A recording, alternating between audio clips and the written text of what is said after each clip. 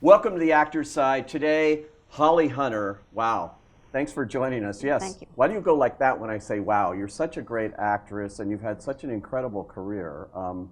I think it's very... One must always have some amount of self-doubt.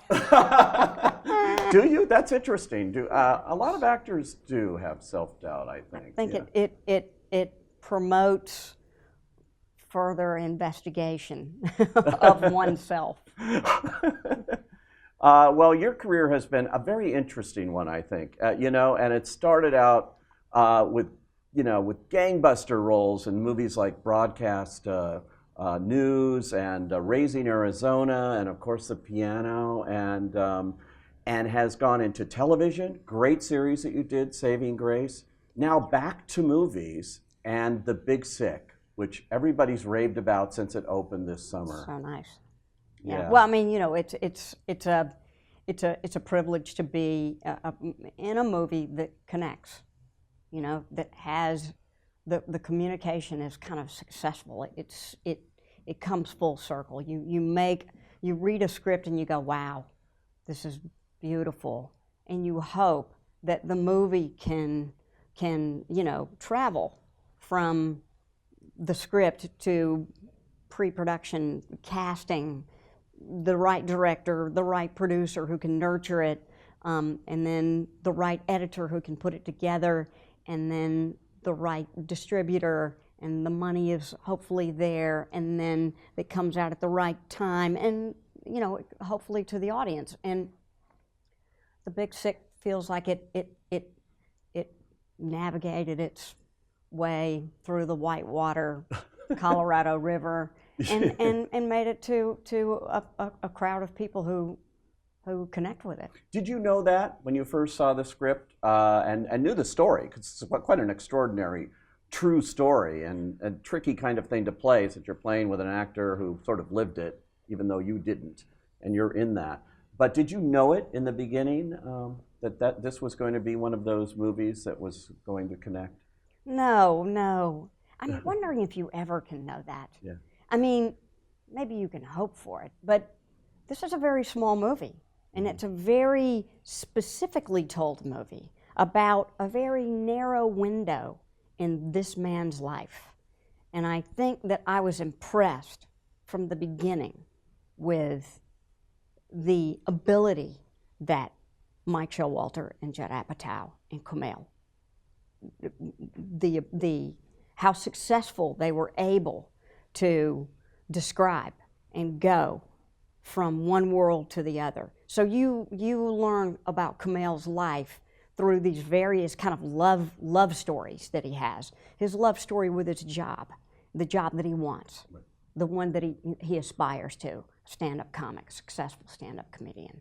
And then his love affair with his family, which is a difficult one, troubled, dishonest. His love affair with his girlfriend, which is also troubled and lurching, dishonest, broken.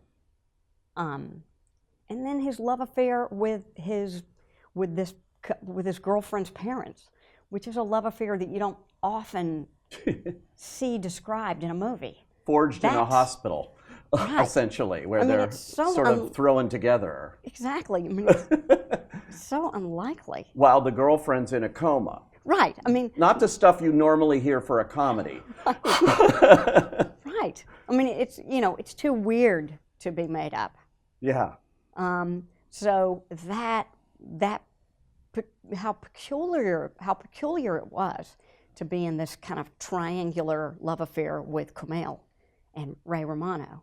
Yeah, and you're both so fantastic together, by the way, as his parents. Peter. I mean, did you know Ray at all? No. Because I knew of him. Yeah. And and he's formidable. Ray is really a formidable talent.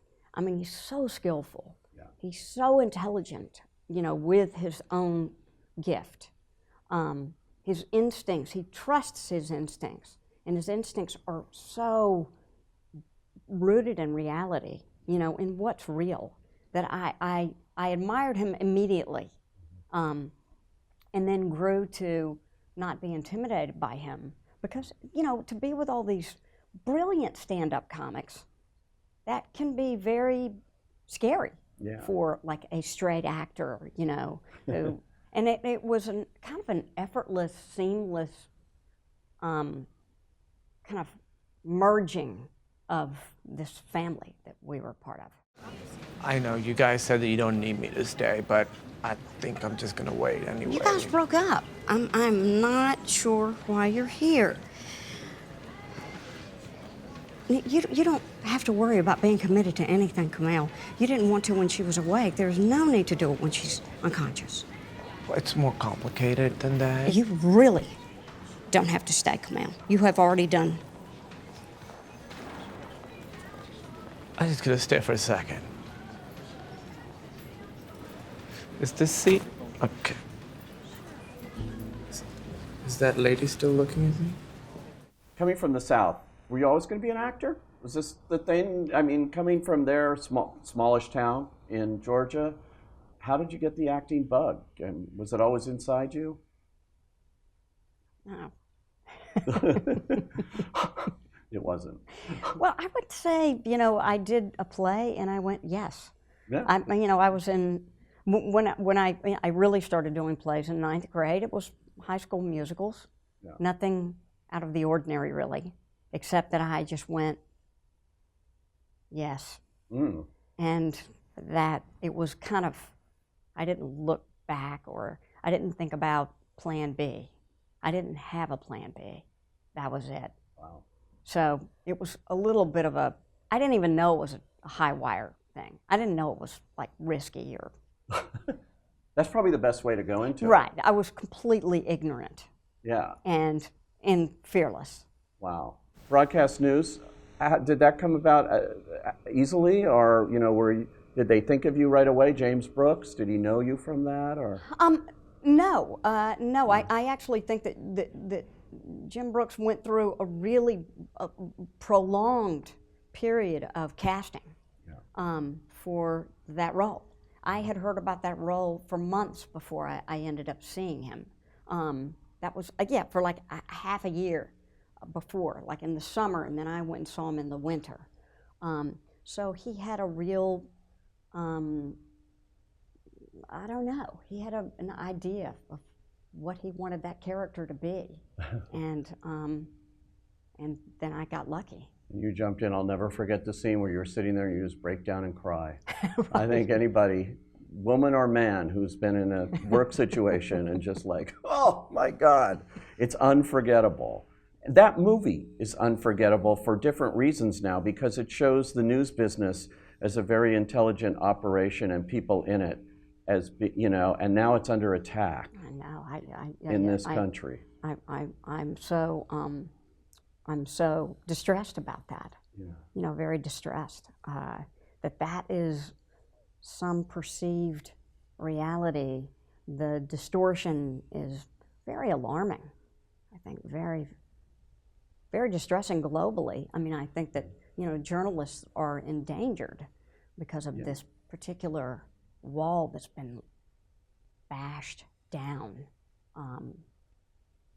I don't have that distrust of journalism. There is, you know, beautiful, integrity-filled journalism that you know, I feel very trusting of. You witnessed it when you were doing that movie, you obviously. At CBS with Susan Zorinsky and Joe Perrin. Man, that was a glorious time for me. Yeah. But also very, very enlightening in terms of how much of a hunger people in journalism can have for the news, for current events and the history of current events, where they come from. You know, their knowledge of the world was so exciting to be around.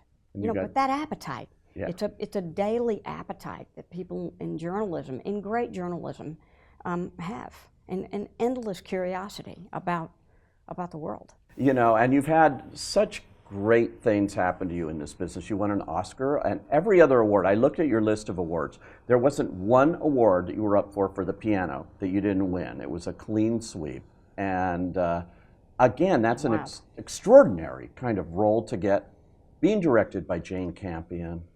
Must have been an amazing experience. It certainly was watching the movie and seeing the movie. Thank you. Well, that was just, you know, I think that I was talking earlier about just the precarious road that movies travel, and I think that, you know, the piano it had a kismet around it. I mean, it was blessed with everything magical aligning with the moon and the stars. You know, it's like the aim was true.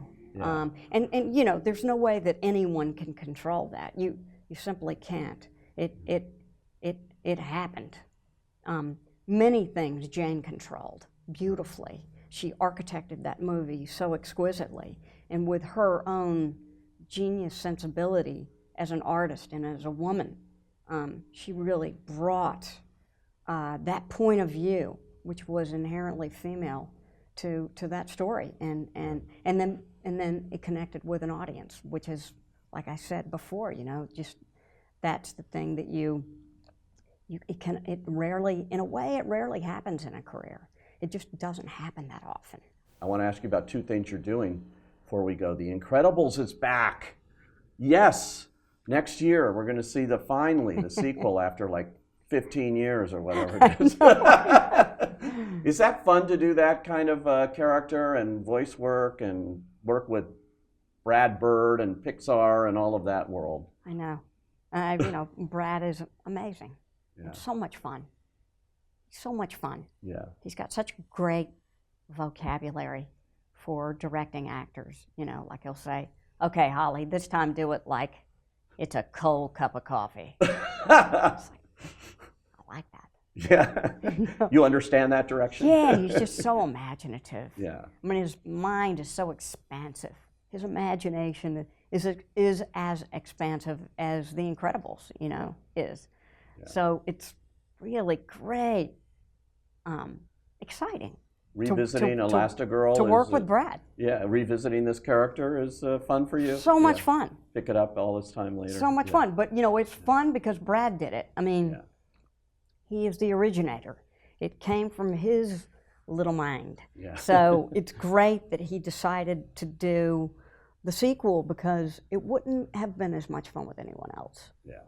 Yeah, so it has that quality, and you're doing HBO series, right? Yeah. Alan Ball, great Alan Ball. Another kind of blessing. Yeah. Another blessing. Yeah. Because Alan Ball is also, you know, like Brad Bird. It's, you know, these are people who they're doing what they were born to do, and you know, I've been around long enough now where that is certainly not always the case. Yeah. We're not always working with preternaturally, you know, this is their destiny people. And Alan's one of them. Yeah.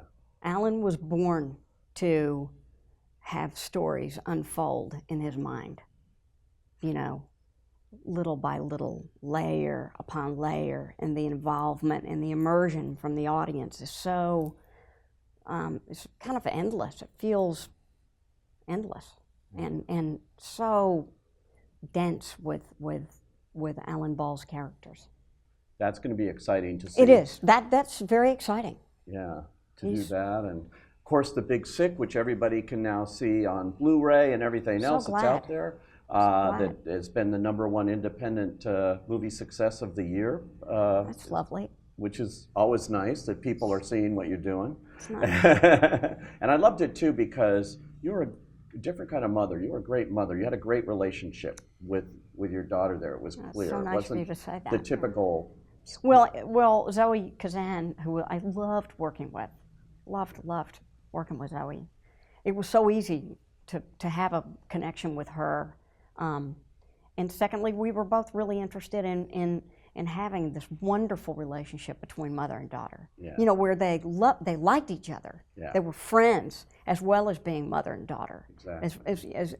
As well as there being a real maternal kind of protectiveness of her, there was a real friendship that they had as adults that I think she and I both really wanted to protect that. We felt maternal about that, you know, bringing that to the screen, you know, because you don't see that very often. No, you don't. And that's what was so refreshing, too, about that relationship and that movie, which is one of my favorites this year. Oh, I'm so glad. And you're terrific in it, and so great for you to come out and join us today. Thank you, Holly Hunter. Thank you.